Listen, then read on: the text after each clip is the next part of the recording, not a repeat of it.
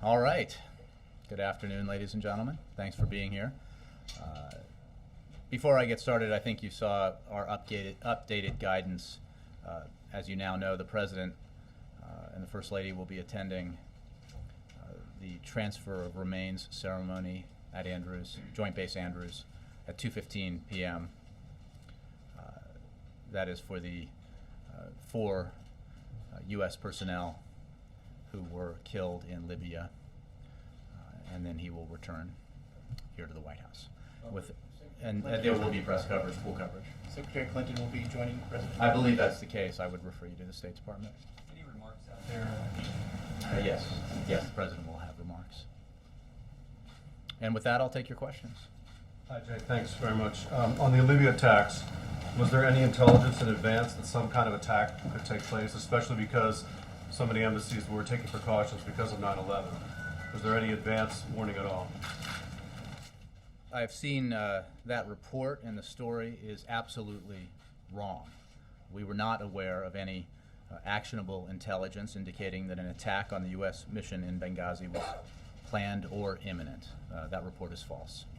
Okay. On the sequestration, I know you all are delivering the report today. Is there any reason that you didn't deliver it last week as the law required?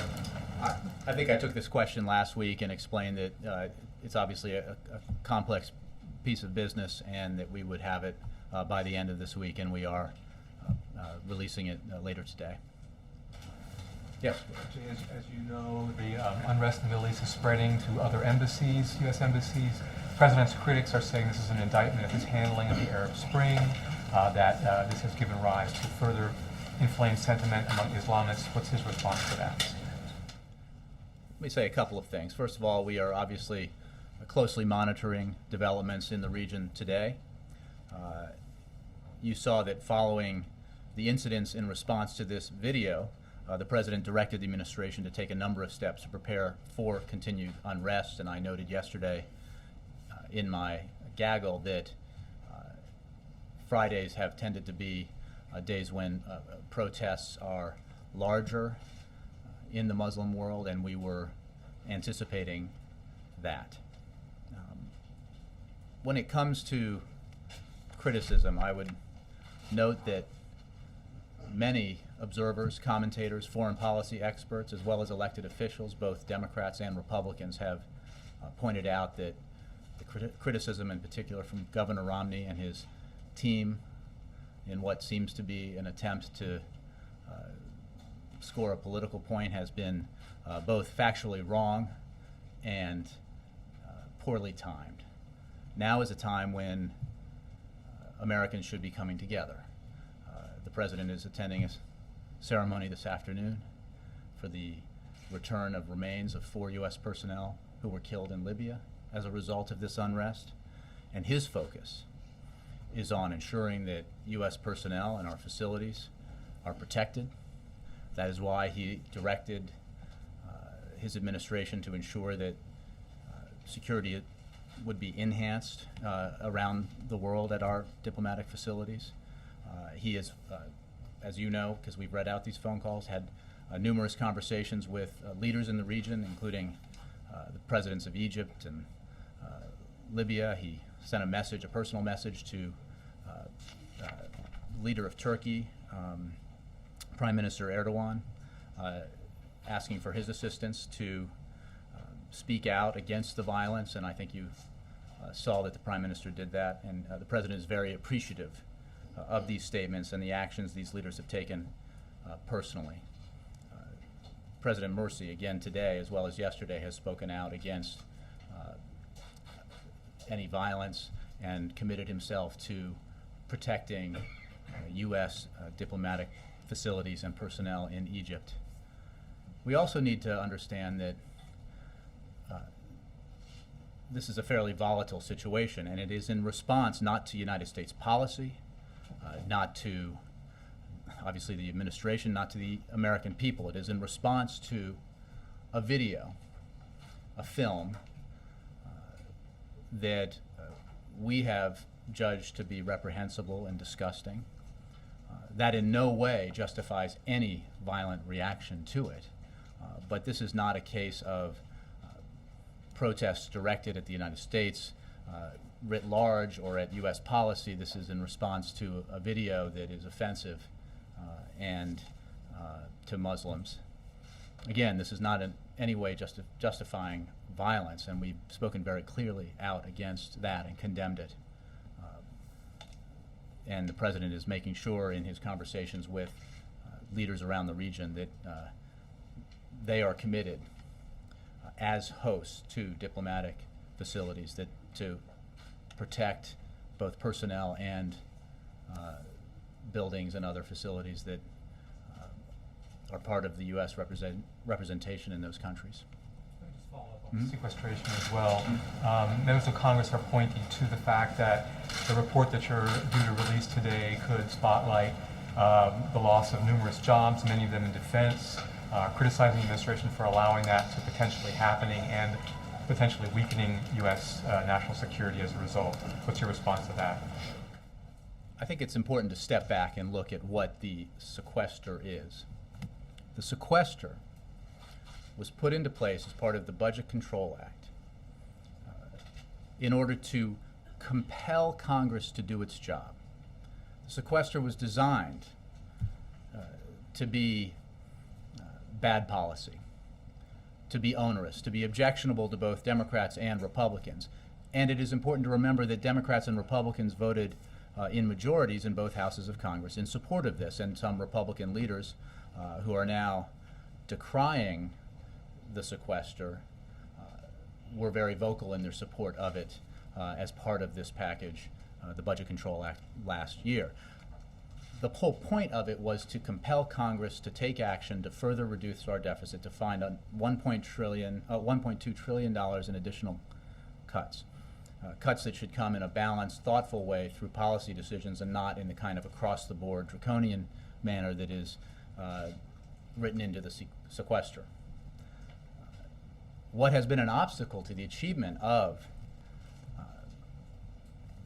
reasonable cuts that would account for the $1.2 trillion called for in the Budget Control Act has been the adamant refusal of Republicans to accept the fundamental principle that we ought to deal with our fiscal challenges in a balanced way.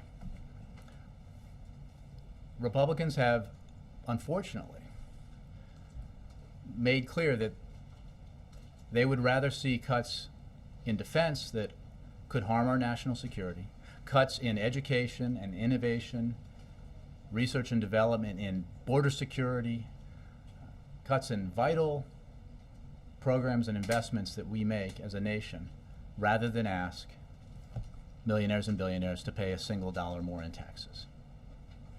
That's not a responsible approach. It is not a common sense approach. It is not a balanced approach. One thing that the House could do in its few days here in Washington before it goes off again on recess is follow the Senate's lead and pass a tax cut, an extension of a tax cut, or tax cuts for the middle class, 98% of the American people. These are tax cuts that everybody in Washington agrees on, Democrats, Republicans, Independents. The President agrees with them. Republicans say they want those tax cuts extended. Why won't they pass them? Because they insist that millionaires and billionaires need a tax cut too. The President believes we can't afford that. And we can argue about that. We can argue about whether or not the top 2% of taxpayers in America deserve another tax cut as part of the election. And then that can be decided by the election. But why not, for the sake of the middle class, for the sake of economic stability, for the sake of dealing with a large portion of the fiscal cliff, pass the tax cut for 98% of the American people today? That would be a very welcome sign, I think, to the American people that Congress is taking its responsibility seriously, and Congress is addressing these challenges in a thoughtful and bipartisan and balanced way. Jake. When my colleague from the Associated Press asked you a direct question, was there any intelligence suggesting that there would be an attack on the U.S. consulates? You said that a story, referred to a story as being false, and said there was no actionable intelligence, but you didn't answer his question. Was there any intelligence period, suggesting that there was going to be an attack on either the... There was no intelligence that in any way could have been acted on to prevent these attacks. It is, I think the DNI spokesman was very declarative about this, that the report is false. The report suggested that there was intelligence that was available prior to this that led us to believe that this facility would be attacked, and that is false. Why was there not adequate security around Ambassador Stevens? In terms of the security at the Benghazi facility or post, I would have to refer you to the State Department for specifics about what security was there. There was a security presence. It was unfortunately not enough to resist the attacks that we saw and resulted in the tragic loss of life, but there was security. It is also the case that in reaction to this, the President has ordered that we review all of our security arrangements for embassy facilities and other diplomatic facilities around the world. But in terms of the specific security that was in place at Benghazi, I'd have to refer you to the State Department. Wouldn't it seem logical that the anniversary of 9/11 would be a time that you would want to have extra security around diplomats and military posts? Well, as you know, we are very vigilant around anniversaries like 9/11. The President is always briefed and brought up to speed on all the precautions being taken. But let's be clear. Being very vigilant are different things. Jake, let's be clear. These protests were in reaction to a video that had spread to the region. At Benghazi? What happened at We certainly Benghazi don't wasn't- know. We don't know otherwise. We have no information to suggest that it was a pre-planned attack. The unrest we've seen around the region has been in reaction to a video that many Muslims find offensive. And while the violence is reprehensible and unjustified, it is not a reaction to the 9/11 anniversary that we know of or to U.S. policy. The group around the Benghazi post was well armed. It was a well coordinated attack. Do you think it was a spontaneous protest against a movie? Look, this is obviously under investigation, and I don't have Your operating Could I assumption answer is the that question? that was in response to the video in Benghazi. I just want to clear that up. That's the framework. That's the operating assumption. Because there Well, are it's not an administration assumption. officials who dispute that, who say that it looks like this was something other than. I think there have been mixed reports on this, Jake, even in the press, which some of it has been speculative. What I'm telling you is this is under investigation. The unrest around the region has been in response to this video. We do not, at this moment, have information to suggest or to tell you that would indicate that any of this unrest was pre-planned. What is true about Libya is that, well, a couple of things. One is it's one of the more pro-American countries in the region.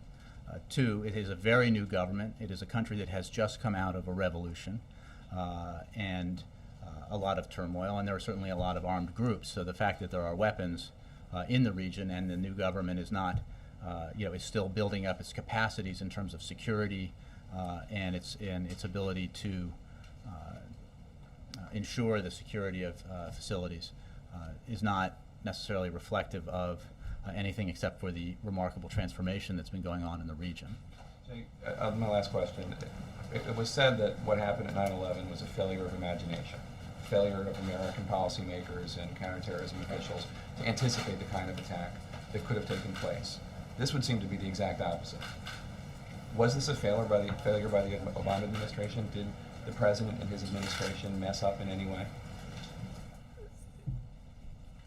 Jake, again, what we have seen is unrest around the region in response to a video that Muslims find offensive, many Muslims find offensive. We have seen incidents like this in the past in reaction to other actions, cartoons and other actions that have been taken that have been led to protests and violence in the region. And we have managed those situations, and we are working to ensure that our diplomatic personnel and our diplomatic facilities are secure as we deal with the response to this video, which we believe is offensive and So that's a no. disgusting. Entirely Well, the fault of the again, filmmaker. I think you have to understand what is happening currently in the region and what it is a response to. This is not,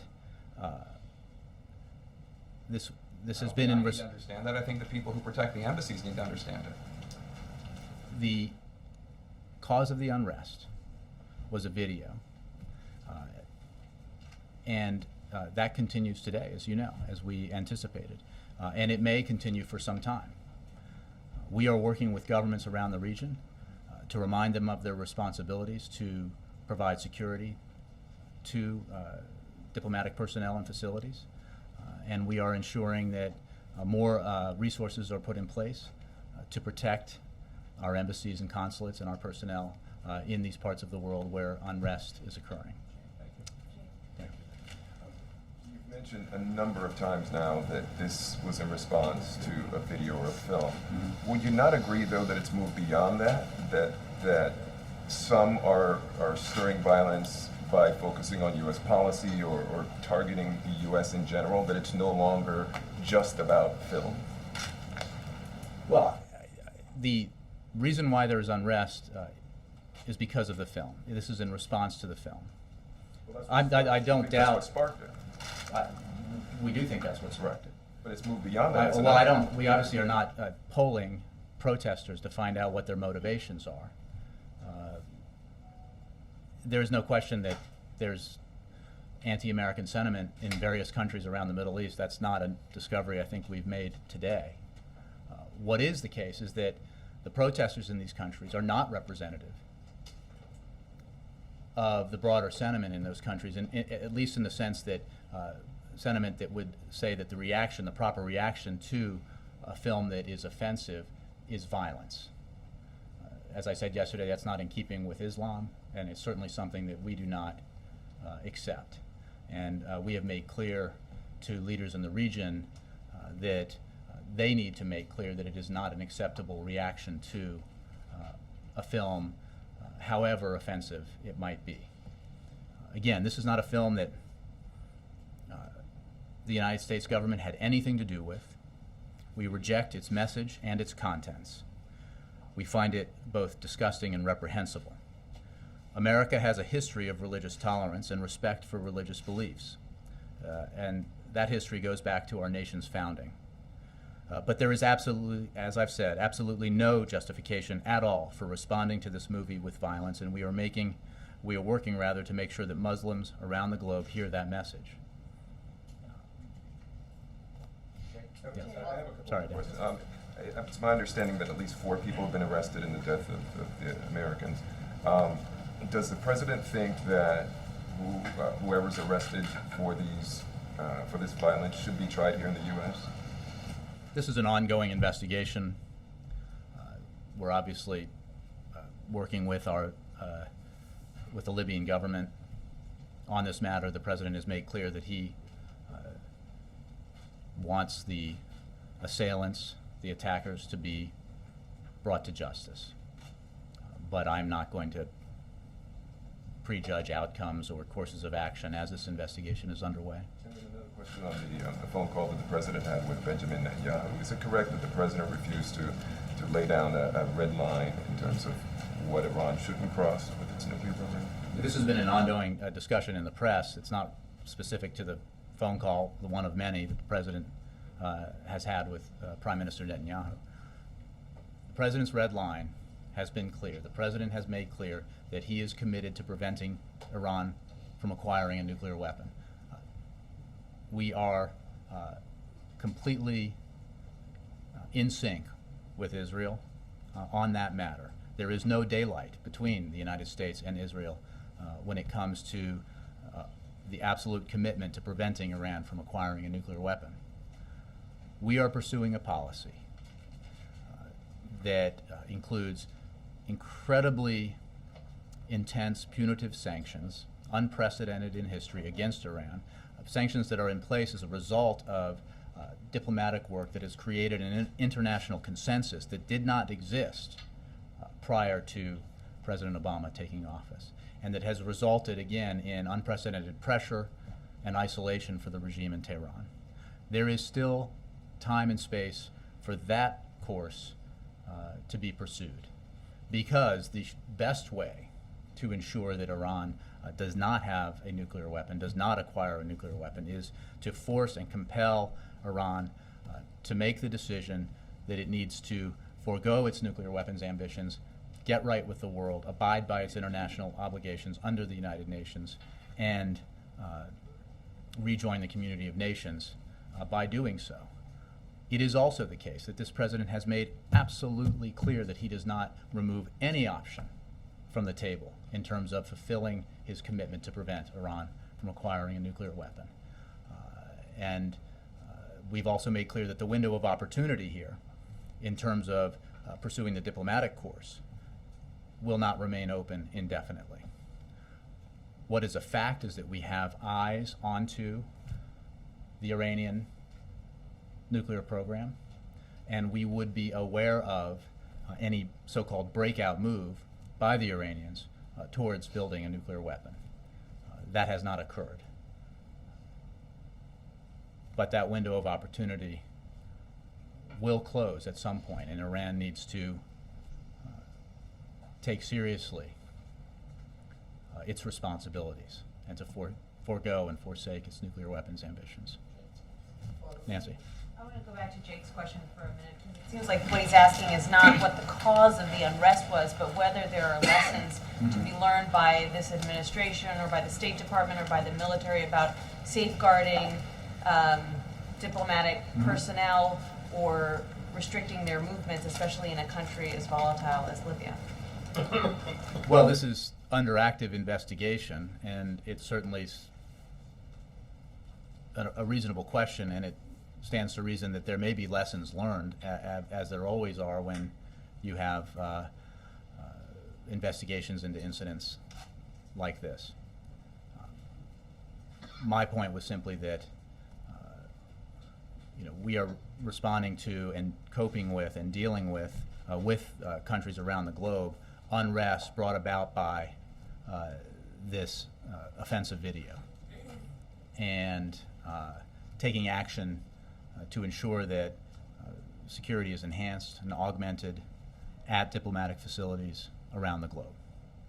On Egypt, can you clear up whether the country is an ally or not? The State Department says it is. The President says it's not an ally, but it's not an enemy. I think you may have heard me anyway address this yesterday. Let me be clear. Egypt is a critical strategic partner of the United States. As you know, the President had an important conversation with President Morsi very early yesterday morning, very late at night in Colorado, about the need to protect our embassy and our personnel in Cairo, and the need to denounce the violence. President Morsi expressed his condolences for the tragic loss of American life in Libya and emphasized that Egypt would honor its obligation to ensure the safety of American personnel.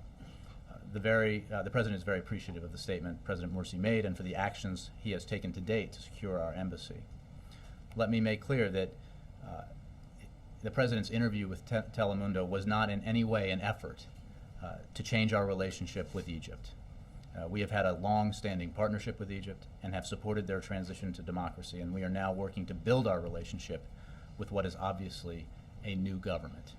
We're told that the President was blunt and perturbed in that conversation with President Morsi. What was he concerned specifically about when it comes to the way that President Morsi handled the early hours of this unrest?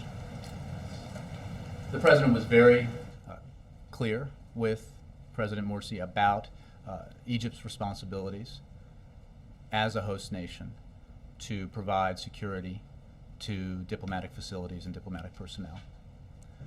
And it was a very productive conversation, as I said yesterday. And it was substantive and long. I wouldn't necessarily use the adjectives you did to describe how the President felt about the call. In fact, I mean, it was a very focused and productive conversation. And on the sequester, can you describe for us a little bit about how the administration what the process was that the administration used to compile this report, who was involved in making the decisions about what should get cut, and how did they decide what should get cut? Well, I would refer you to a briefing we're going to provide later on the sequester. It is as I said earlier, a pretty complex piece of business, and the Office of Management and Budget within the executive branch is the principal actor when it comes to assessing these things. Yeah. The state have said that there was a review of security at diplomatic installations in light of the upcoming 9/11 anniversary. Was there also a review in light of the possible impact of the trailers from this film? I would refer you to the State Department. Again, there is always annually, as well as at other moments, predictable moments on the calendar, measures taken, precautions taken with regards to security, both at our facilities abroad, but of course here in the United States. And we've been transparent in briefing you about when those moments occur and some of the things that are done to help enhance security. But with regards to specific preparations for 9/11, I would refer you to the State Department as it applies to diplomatic installations. Suggesting the impact of the film was less predictable. I'm saying that the fact that the film was about to inspire this reaction. Again, I don't want to. This is all under investigation, so I don't want to get that far ahead of, or get ahead of all of the investigation. I would refer you again to the State Department for whatever precautions were taken for diplomatic facilities in the run-up to the 9/11 anniversary. There's also a lot of attention on how the president gets his daily briefing, at least in recent days, and the indications are that it has been in written form the past week or so. Is it your sense that a briefing in person is no more efficient, no more effective than giving the president his PDB? Well, let's in be written clear, form? because it's selective representation of the facts about the last few days. Just in the last 24 hours, the president has been briefed numerous times directly by National Security Advisor Tom Donilon, by Deputy National Security Advisor Dennis McDonough, by Homeland Security and Counterterrorism Advisor John Brennan and others, including a secure call at 2 p.m. yesterday and another briefing at 10 p.m. yesterday. And he did, as he does every day, obviously have a presidential daily briefing today and constant updates from his team. I would say that this debate, when you say there's been some criticism, the quarters from which that criticism come are pretty clear, and who occupies those quarters is pretty clear.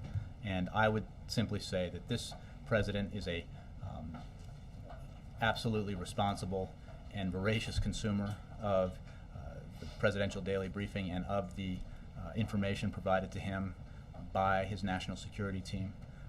His record of evaluating and acting on intelligence, I think, speaks for itself, and I'll leave it at that.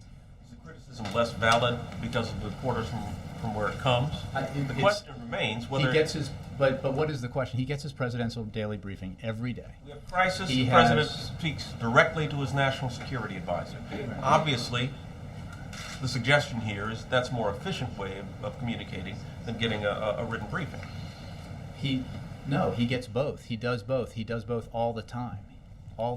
And when he is here in Washington, he has briefings in person in the Oval Office with his national security team regularly. And when he is on the road, he has phone conversations that supplement and augment the briefings he receives on paper that are specific to the so-called PDB. I hardly think that is different from previous presidents. And again, I'll leave it at that. Yes, sir. You, in answering the previous questions, have said there was no actionable intelligence with regard to the facility in Benghazi, the consulate, and Benghazi itself. Can you say the same with regard to the rest of Libya and the rest of the Middle East? I would refer you to the DNI and to others. The report was, the report was specific to Benghazi, and we know for a fact that report is false. But I mean, the Cairo embassy was breached as well. Was there any intelligence that would lead you to believe? I haven't asked that question, so I have to take the There was question. an indication that the president around the UN meetings would be meeting with President Morsi on the periphery as these things go. Is that meeting still on? Well, you just asserted something that was on that you said there was some discussion about, so you kind of did two things in that question. The president has no bilateral meetings scheduled at this time while he's in New York. Formal or informal in any way, shape, or form? None that I have to announce at this time. And in a larger sense, does the president or does the White House feel that relations with the Muslim world in general and the Middle East, Arab countries in particular, are better now than when he took office? We have witnessed historic change in the region in just the last few years.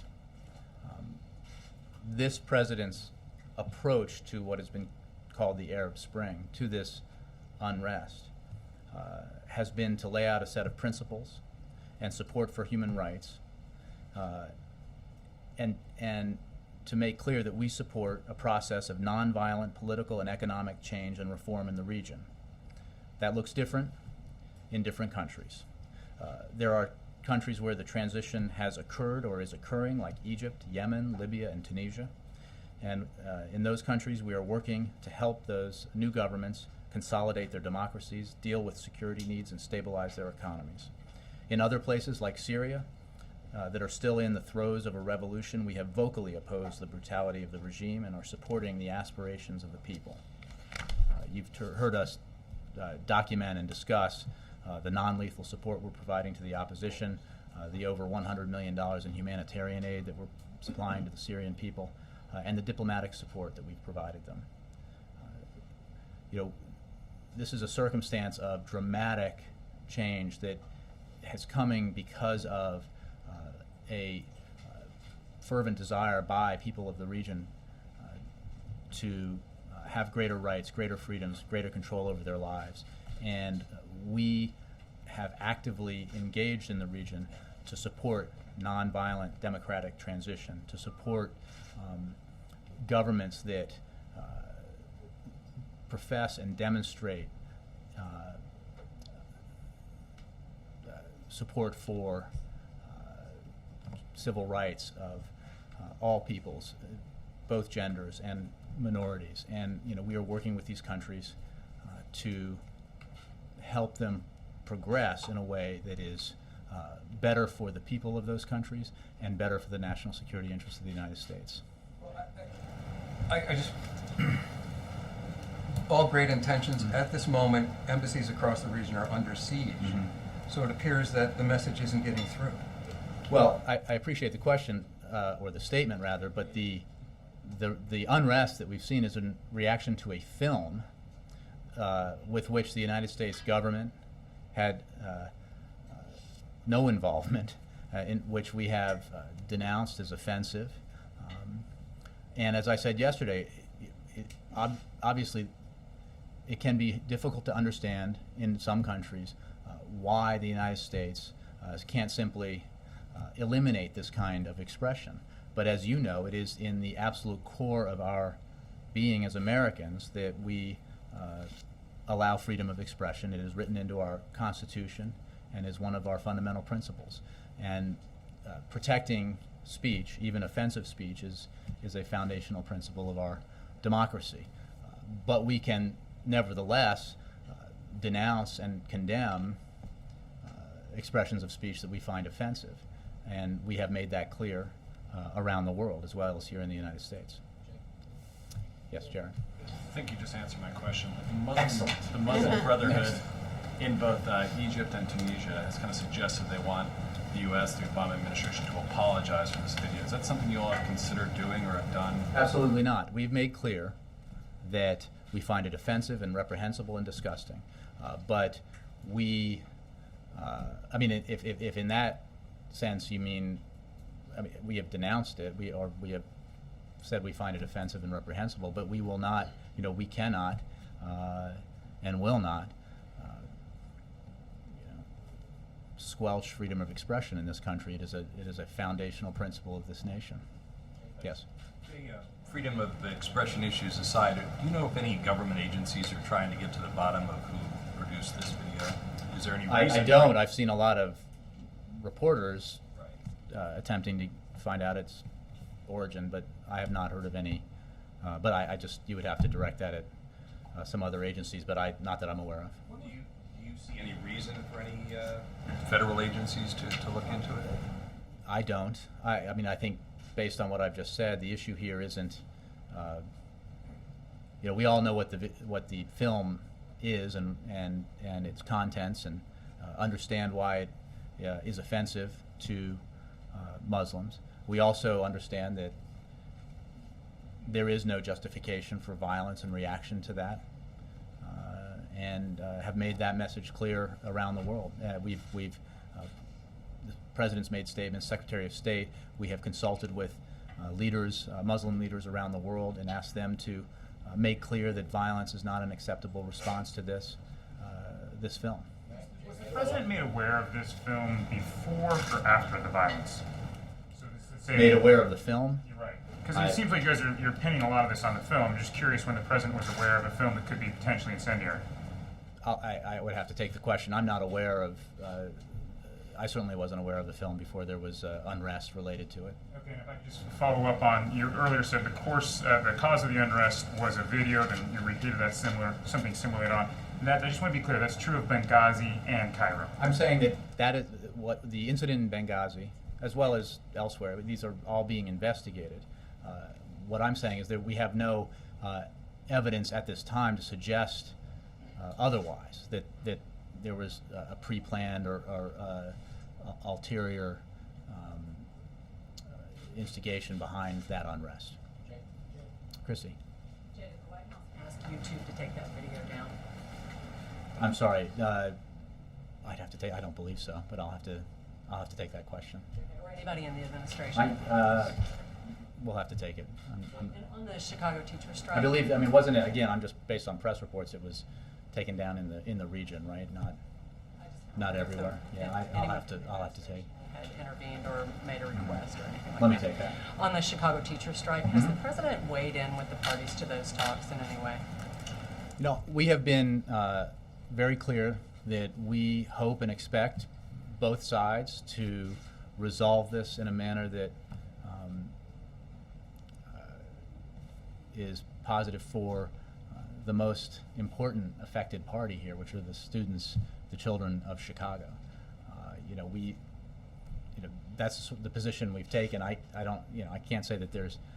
I don't know whether there's been phone conversations with various people involved. I can tell you that we believe the parties should come together and resolve this in a way that is best for Chicago students. The way he may have called, you said? No, I don't have any phone calls to report out. What our position has been is to make clear that we want this resolved in a manner that is best for Chicago students.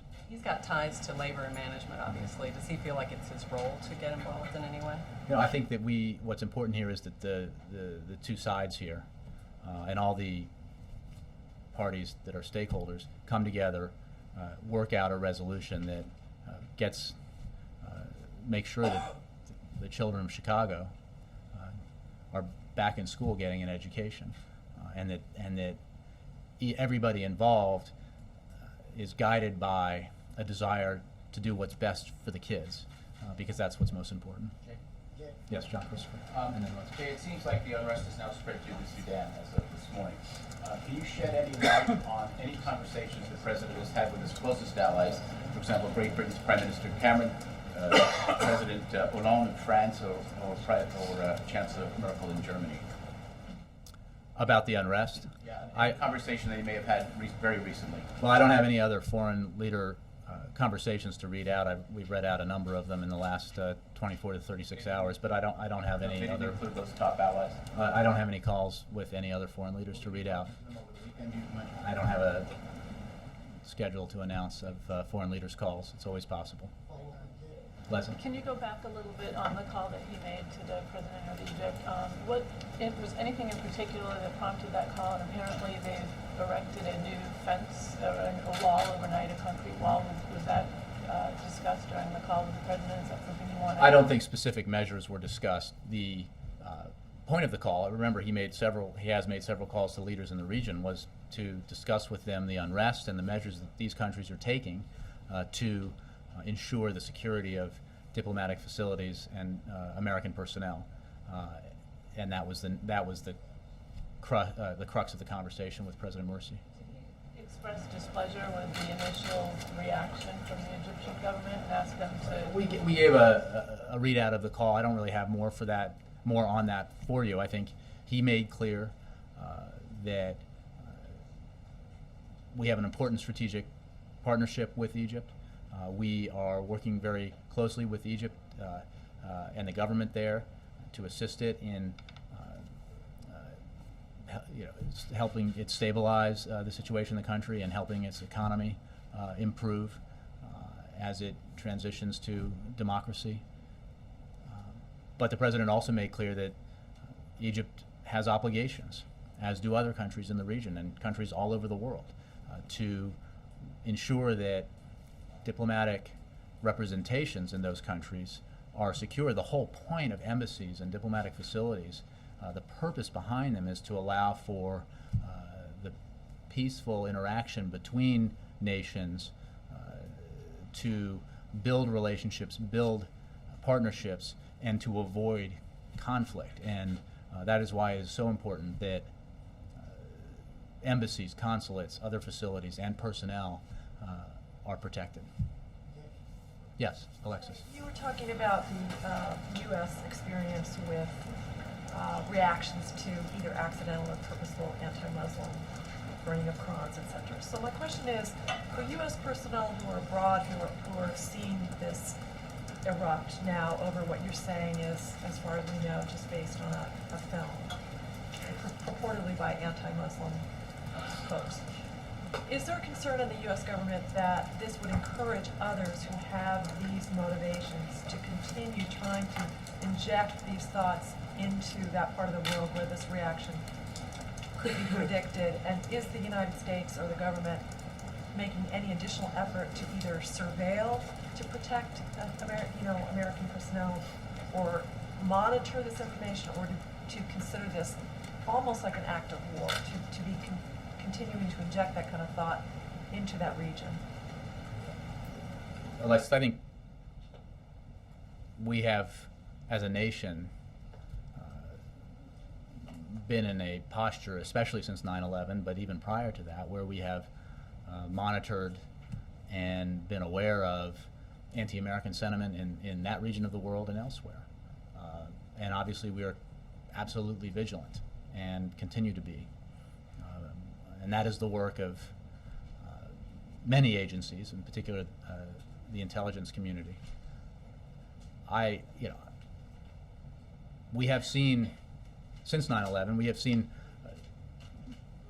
periods like this where there has been an unrest in reaction to specific incidents, including Danish cartoons and including other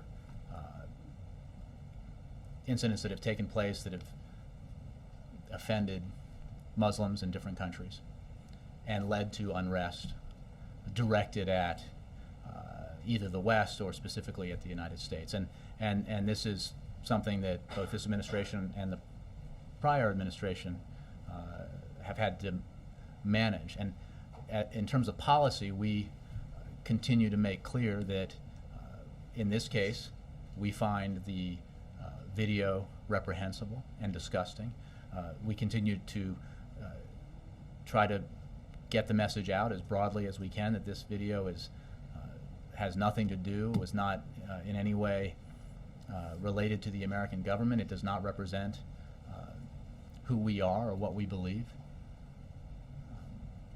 And we continue to pursue policies in the region that are aimed at helping these countries that are in transition through this dramatic transformation that's happening towards democracy, towards a better future, and towards, we hope and are working for, a stronger, better relationship with the United States.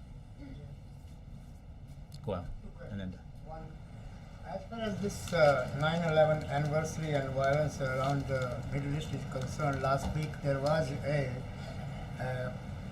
peace walk by the interfaith community walking from cathedral to the Mahatma Gandhi statue in front of the Indian embassy, and they all spoke, Muslims, Hindus, and Christians, and Jews, all faiths from around the globe. They were there, hundreds of them.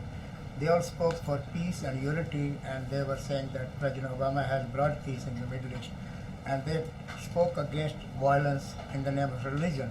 But still we have these violence around the globe, or in the Middle East, or in Libya, in the name You have a question, in the Brian? name of religion. My question is that you think President needs another message for those people who are being misguided and misled by in the name of religion? Well, I think we've spoken a lot today about the message that the President is carrying, the message that the Secretary of State is carrying, and you'll hear more about that. But I mean, that's I really can't go beyond that. Dennis. If I may, as far as Iran as nuclear is concerned, do you believe that President has any information that Chinese companies are helping Iran as far as the nuclear ambitions are concerned, and also Chinese companies are supplying some weapons to these terrorists? I don't have any response to that question. Dennis. Can you talk a little bit about how the decisions are made about who the president is talking to? I mean, we saw reports from Tunis and Khartoum just before you came out here. For example, would he not speak to the president of Sudan versus Yemen, Egypt, India, for example, about events and risks in those locations? I'm not sure exactly what you're asking. I mean, he has made a number of phone calls, had a number of conversations with leaders in the region. I'm not precluding other phone calls and other conversations that he might have. I think he's reaching out in order to make clear our position and make clear our expectation of these countries and their governments in terms of their obligations to provide security for diplomatic facilities. Was Brennan advising or suggesting specific direct? Well, certainly those two men are part of his very key members of his national security team, but I don't think it's limited to those two. Can you clarify something? I could try. You've taken about 4 or 5 questions during the course of the briefing. Can you be sure to pump the actual answers that you come up with to those out to the full press list and not just have them disappear somewhere like you tend to do? Well, I promise to follow up on those questions I took. If I don't have answers that I can provide, Well, can you distribute them to the press list the way you would the transcript of the briefing, et cetera? Because I'm thinking if we have answers that that are responsive to the questions, yes. I mean, again, it depends on what the question is and whether I'm able to answer. Yeah. Notwithstanding your explanations today for the reasons for the violence in the Middle East, there are Republicans, Donald Rumsfeld, John McCain, who say the attacks on our diplomatic posts in the Middle East are a result of perceived American weakness. You want to respond to that? I'll just go back to what I said, which is that this is a time when it's in the best interest of the country to focus on the 4 personnel, the 4 Americans that we lost in Libya and who are returning home today, and on the measures that we need to take as a nation to deal with the unrest in the region and deal with the security of our diplomatic facilities and personnel abroad. We are happy to debate, and there is certainly ample time and appropriate times to debate foreign policy approaches, this president's record on foreign policy, and contrast it to other approaches and other records. And there will actually be a formal occasion in which foreign policy will be debated as part of the presidential campaign debates. And I'm sure there'll be much discussion of it prior to and after that debate. We're very proud of the president's record on foreign policy. And are happy to make the case at the appropriate time. Thank you. One last question. While we were sitting here, Secretary Panetta and the Vice Chair of the Joint Chiefs briefed the Senate Armed Services Committee, and the senators came out and said their indication was that the attack on Benghazi was a terrorist attack organized and carried out by terrorists, that it was premeditated, a calculated act of terror. Senator Levin, I think it was a planned premeditated attack. The kind of equipment that they had used was evidence it was a planned premeditated attack. Is there anything more you can, now that the administration is briefing senators on this, is there anything more you can tell us? Right. Well, I think we wait to hear from administration officials. Again, it's actively under investigation, both the Benghazi attack and incidents elsewhere. And my point was that we don't have and did not have concrete evidence to suggest that this was not in reaction to the film, but we're obviously investigating the matter, and I'll certainly, I'm sure both the Department of Defense and the White House and other places will have more to say about that as more information becomes available. Thank you. Thanks. Do we have a week ahead? Months to clear up. Yeah, I don't have one yet, so we'll have to put it out on paper. Thank you. Thanks.